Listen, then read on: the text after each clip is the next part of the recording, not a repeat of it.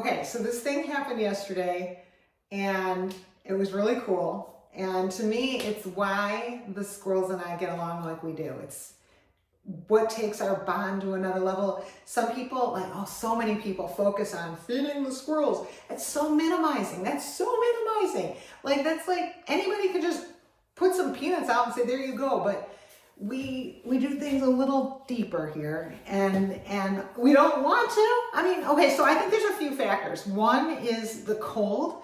It's so freaking cold here in the winter, and the winter lasts so long that it's really it's an endeavor to get through it, and we do it together. Things like, collecting dry leaves for the cabins when there's snow everywhere. That's a big deal. Saving dry leaves for them and putting dry leaves out for them so they can insulate their cabins and make it through. And things like heated water bowls, which they don't like heated water as much as they like normal water, but heated water is better than no water in the winter. And yeah, they do like to eat snow. Some of them prefer snow to the heated water and won't eat the heated water at all, but others do eat the heated water, drink it, whatever. Anyway, so there's things you do to get through the winter. Now, unfortunately, also there's predators, and that is a huge bonding thing, is like helping them survive in the face of predators. Cats are easy. You run like hell, they run like hell. Foxes, same thing. As much as they're scary to look at, and you think, I won't swear here, but they're big, they're scary looking, but you know what? You run, they run. Coyotes, you run, they run. Easy ones. They're all easy. They're big, but they're easy. Now you get to a freaking hawk. It's a whole nother story because you can't get those suckers to move. I call them sticky. They're sticky. They get up there on that tree and they just look at you like, what? What? They're not going to move. They're not going to move because you want them to move. In fact, they're not going to move because you want them to move. That's the way hawks are. They're mofos. So red-tailed hawks in particular, which is unfortunately what we have a ton of. What happened yesterday? So there was a squirrel. A black squirrel, and he was on a tree. Okay, so I heard there was an alert going on. So as a human, first thing you got to know is how to respond to an alert. How to know there is an alert. I'm inside, I hear an alert, I go outside, I have to find where it's coming from and zero in, based on where all the cries are coming from. So I finally find the hawk. Now, for an hour, I spend an hour trying to get rid of this guy. Does he leave? Oh, hell no. Hell no, because he knows that I want him gone. So he just looks down at me. He's like 200 feet up. He knows I can't do a damn thing. So he just sits there, and I'm down doing everything. I'm doing my song and dance routine, and I guarantee you there's no human on the planet could withstand my song and dance routine. But the hawk, just to spite me, sits there and just listens to it and watches. Oh, that's cute. Oh, you sing and dance? Ha. Meanwhile, I'm making a fool of myself in front of the whole world, but whatever. I don't care. They're inside. It's cold. These are people that don't come out because it's cold out, and it's not even cold out yet. This is not even. It was, what is it, 40 degrees? We're in heaven right now. So anyway, I'm doing my thing. He's doing his thing, which is ignoring my thing, purposely ignoring my thing, and the squirrel is scared, rightfully so. Now the squirrel was up on this side of a tree. The hawk was way up here like 200 feet. And what happened next? Of all things, the Amazon guy comes. I'm like, okay, this is good. Maybe the truck will scare him. Truck didn't scare him. The Amazon guy gets out, goes across the street, dumps something off, and I thought, well, whatever, I guess he's just gonna leave. No, he gets in his truck and he has yet another package and he starts walking this away. Now, I'm like, oh crap, because he starts walking right by the tree where the squirrel is that's scared for his life.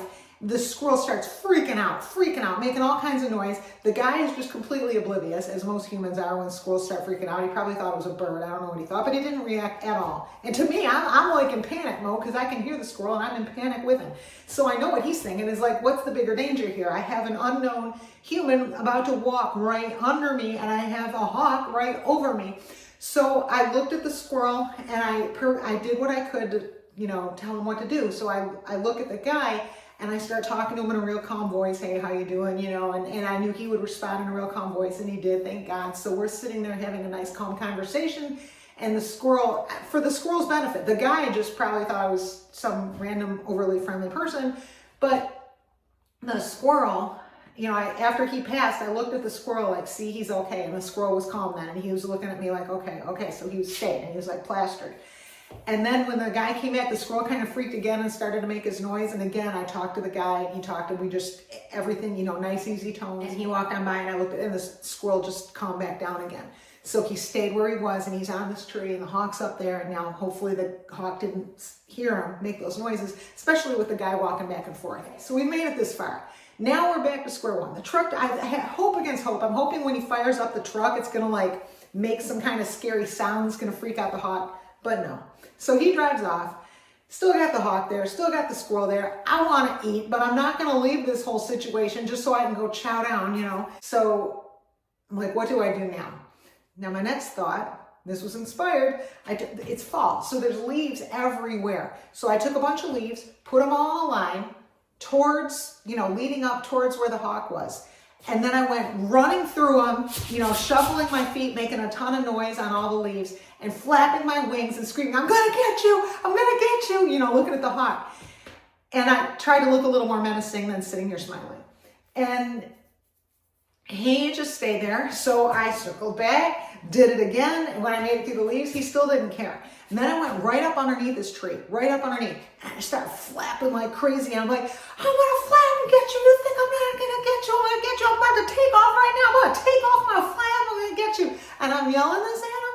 Would you believe he flew? He flew. I was like flapping. I think it was only, I don't know, maybe 2 minutes. It wasn't a long time. Granted, to the neighbors, it was probably a long time. But it was, to me, it's doable. I can flap my wings for 2 hours. 2 hours if I need too much. 2 minutes, come on. These aren't heavy, I can lift these. And I went running, you know, under it, because he went flying this way and the squirrel was over here. So it was kind of like a triangle. He went flying this way and the squirrel was right here. So I go running after him. I'm running, I'm clapping, I'm yelling. And you know, when that hawk got right over me, when he got over me, he stopped. He stopped in midair. I didn't even know a hawk could stop midair. He was like suspended. He was flapping, but he was not moving, and he was right over me. And I'm like, and all of a sudden it hit me. I'm like, he's gonna attack me. And like, I was like, then I really, you know, I'm like still yelling and screaming, go get, you know, and all this. And now at this point, I'm not just trying to save the squirrel, I'm trying to save myself. And he eventually went, but I mean, my heart stopped, my head stopped. When I realized he wasn't moving, but he was suspended there over me, I'm like, I've never seen this before. I mean, it was like, it hit me like there's something very unusual going on right now, and it's over my head on purpose. So anyway, he went, and I'm like, all right. So I'm like, oh man, me and that squirrel, the squirrel and I, we had quite a little celebration after that. We were very happy. And that was great. Everything was good. And then my brain took it to the next level, and I said, wait a minute. And I did a search on Amazon. Adult size hawk costume. Sure enough, yes, it exists. Yes, it arrives today, and it's better than I even expected. In addition to having the wings, it has, the whole head is like a hawk head with a tail. It's a full bodysuit, and it's inflatable. So I can become, I don't know, maybe as big as I want.